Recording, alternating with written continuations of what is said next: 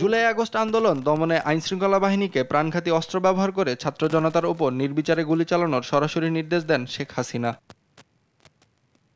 এমন বেশ কয়েকটি ফোন আলাপ ফাঁস হলেও সত্যতা নিয়ে প্রশ্ন তোলে নানা মহল। তবে এর সত্যতা নিশ্চিত করেছে বিবিসিআই ও আন্তর্জাতিক ফরেনসিক বিশেষজ্ঞরা। সাবেক প্রধানমন্ত্রীর এই ফোন আলাপের আন্তর্জাতিক ভেরিফিকেশন গুরুত্বপূর্ণ ডকুমেন্ট আকারে ট্রাইব্যুনালে উপস্থাপন করা হবে বলে জানিয়েছেন প্রসিকিউটর গাজী এম.এইচ. তামিম। জুলাই গণঅভ্যুত্থান চলাকালে সাবেক প্রধানমন্ত্রী শেখ হাসিনা সে লেথাল উইপেন ব্যবহার করে নিরস্ত্র মানুষকে নির্মমভাবে হত্যার নির্দেশ দিয়েছিলেন। ড্রোন ব্যবহার করে এই প্রোটেস্টারদেরকে অবস্থান লোকেট করে তাদেরকে নিরূপণের চেষ্টা করেছেন। টেলিফোন কনভারসেশনের এই অডিও রেকর্ড তদন্ত সংস্থার হাতে এসেছে।